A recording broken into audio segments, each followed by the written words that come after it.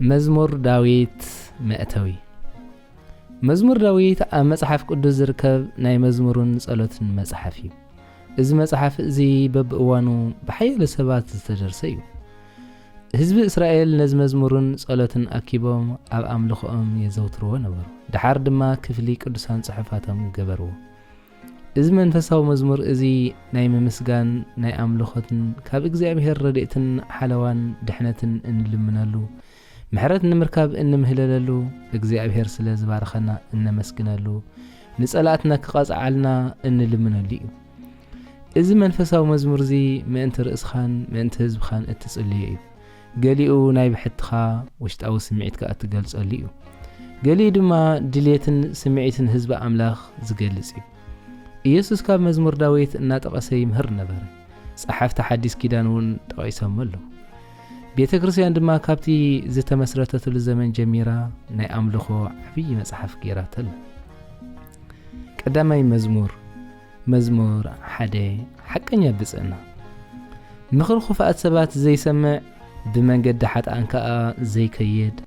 ኣብ ኣኺባ መላገጽቲ ድማ ዘይጽምበር እኳ ደኣ ንሕጊ እግዚኣብሔር ብምእዛዝ ዝሕጐስ ነቲ ሕጊ እውን ለይትን መዓልትን ዘስተንትነ ሰብ ዕዉት ብጽ እዩ ንሱ ኸምታ በብእዋኑ ፍሬኣ እትህብ ቆጽላ ዘይነቅጽ ኣብ ወሓይዝ ማይ ዝተተኽለት ኦም እዩ ዝገብሮ ኩሉ ይሰልጦ እቶም ክፉኣት ሰባት ከምቲ ንፋስ ዝብትኖ ብቕቡቕ እዮም እምበር ከምዛ ኣይኮኑን ንኽፉኣት ሰባት እግዚኣብሔር ክኹንኖም እዩ ሓጥኣን እውን ኣብ ማሕበር ጻድቃን ኣይክቖሙን እዮም ከመይ እግዚኣብሔር ንጻድቃን ይመርሖምን ይሕልዎምን እዩ ክፉኣት ሰባት ግና ክጠፍኡ እዮም መዝሙር 2 እግዚኣብሔር ዝሓረየ ንጉስ ስለምንታይ እዮም ኣሕዛብ ዝዛዕሉ ህዝብታት እውን ከንቱ ምኽሪ ዝኣልሙ ነገሥታት ምድሪ ይትንስኡ መሳፍንቲ ከዓ ምስኦም ሓቢሮም ኣብ እግዚኣብሔርን ኣብቲ ንሱ ዝሓረየ ንጉስን ክፉእ ይኣልሙ ኣለዉ ካብ ግዝኣቶም ሓራ ንኹን ነርዕቶም እውን ካባና ንደርብዮ ድማ ይብልለዉ እቲ ኣብ ሰማይ ዝነብር ይስሕቖም እግዚኣብሔር የላግጸሎም ሽዑ ተቖጢዑ ይግስጾም ብነድሩ የፈራርሖም ኣነ ኣብ ጽዮን ኣብቲ ቅዱስ እምባይ ንንጉሰይ ሸምኩ ከዓ ይብል እቲ ንጉስ ከም ዝበለ እቲ እግዚአብሔር ዝበለኒ ክእውጄ እግዚአብሔር ንስኻ ወደይ ኢኻ ኣነ ሎሚ ወለድኩኻ ለምነኒ ኣነ ከዓ ኣሕዛብ ንርእስትኻ ምድሪ ብምልእታ ድማ ንዕኻ ክበክዐ ንስኻ ብበትሪ ሓጺን ክትቅጥቅጦም ከም ኣቕሓ መሬት ድማ ክትሰባብሮም ኢኻ በለኒ እምበኣር ከስ ኣቱም ነገሥታት ለብሙ ኣቱም ገዛእቲ ምድሪ እውን ተኣረሙ ንእግዚአብሔር ብፍርሃት ኣገልግልዎ ብረዓድ ከዓ ስገድሉ ኩርኡ ቐልጢፊ ነድድ እሞ ከይኩሪ ብሃንደበት ከየጥፍኣኩምሲ ንውዱ ተሳለምዎ ኣብኡ ዝምዕቐቡ ዘበሉ ኩሎም ዕውታት ብፃእን እዮም መዝሙር 3 ጸሎት ንግሆ ኦ እግዚአብሔር ጸላእተይ ብዙሓት እዮም እቶም ኣባይ ዝለዓሉ ብዙሓት እዮም ኣምላኽ ኣድሕነንዩ እናበሉ ብዛዕባ ይዛረቡ ኣለዉ ንስኻ ግና ኦ እግዚኣብሔር ዋልታይ ኢኻ ክብረይን ንርእሰይ ልዕል እተብላን ንስኻ ኢኻ ክረድኣኒ ናብ እግዚኣብሔር ኣእዊ ካብ ቅዱስ እምብኡ ከዓ ይምልሰለይ ተገምሰስኩ ድቃሱን ወሰደኒ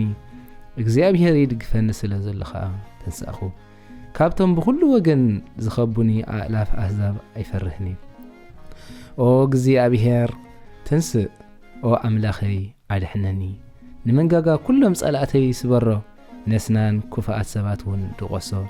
ምድሓን ካብ እግዚአብሔር ዝመጽእ ኦ እግዚአብሔር ንህዝብኻ ባርኽ መዝሙር 4 ጸሎት ምሸት ኦ ጻድቕ ዝኾንካ ፍትሒ እተውጻለይ ኣምላኸይ ናባኻ ክምህለል ከለኹ መልሰለይ ብጸበባይ ኣርሒብካለይ ኢኻ ሕጂ ኸ ደንግጸለይ እሞ ጸሎተይ ስማዕ ኣቱም ደቂ ሰብ ንኽብረይ ክሳዕ መዓሲኹም እትሕስርዋ ክሳዕ መዓስከ ኢኹም ንኸንትነትን ንሓሶትን እትስዕቡ እግዚኣብሔር ግና ንጻድቑ ከም ዝሓረየ ፍለጡ ናብኡ እንተጠራዕኹ ከም ዝሰምዓኑ እውን ፍለጡ ሽሕ እኳ እንተተቖጣዕኹም ኣይትባእሱ ኣብ መደቀሲኹም ኮይንኩም ድማ ብህድኣት ብዛዕባ እዚ ዓሚቕኩም ሕሰቡ መስዋዕቲ ጽድቂ ሰውኡ ኣብ እግዚአብሔር ድማ ተወከሉ ብዙሓት ንሰናይ መን ይዘሪእና እግዚአብሔር ብርሃን ገጽካ ብርሃልና ይብሉ ኣለዉ እቲ ንስኻ ብልበይ ዘንበርከ ሓጎስ ግና ካብቲ እኽሎምን ወይነምን ምስ በዝሓሎም ዝሕጐስዎ ኣዝዩ ዓዘዘ እግዚአብሔር ንስኻ ኢኻ በይንኻ ብድሓን እተሕድረኒ እሞ እግምሰስን ብሰላም ከዓ እድቅስን ኣለኹ መዝሙር 5 ሓለዋ ንምርካብ ዝግበር ጸሎት እግዚአብሔር ንቓላተይ ጽንበሎ ንእህታይ እውን ኣስተብህለሉ ንጉሰይን ኣምላኸይን ናባኸ እጽልለኹ እሞ ንድምፂ ኣውያተይ ኣድህበሉ እግዚአብሔር አንጊኻ ንድምፀይ ትሰምዕ ኢኻ ኣነ ከዓ አንጊሄ ናባኸ እምህለል ኣለኹ እሞ ክትምልሰለይ እጽበ ኣለኹ ብኽፋእት እትሕጐስ ኣምላኽ ኣይኮንካን እኩይ ድማ ምሳኻ ኣይሓድርኒ እዩ ዕውራት ኣብ ቅድሚ ገጽካ ኣይክቖምን እዮም ንገበርቲ እከይ ዘበሉ ትጸልኦም ኢኻ ንስኻ እግዚአብሔር ሓሰወት ንዝዛረቡ ተጥፍኦም ንቐተልትን ንጠበርትን ከዓ ትፍንፍኖም ኢኻ ኣነ ግና ብብዝሒ ምሕረትካ ናብ ቤትካ ከኣቱ ናብ ቅዱስ መቕደስካ ቢለ ከዓ ብፍርሃት ክሰግድ እግዚአብሔር ጸላተይ ብዙሓት እዮም ጽድቂ ክገብር ምርሓኒ ክስዕበካ እውን መንገደይ ኣቕንዓለይ ጸላተይ ዝብልዎ ኣይእመንን እዩ ልቦም ጥፍኣት ዝመልአ ጎረሮኦም ከም ዝውሕጥ ክፉት መቓብር እዩ ብመላሓሶም ይጥብሩ ኣምላኽ ንስኻ ኮንኖም ንሳቶም ኣብቲ ዝለኣለምዎ ምኽሪ ይውደቑ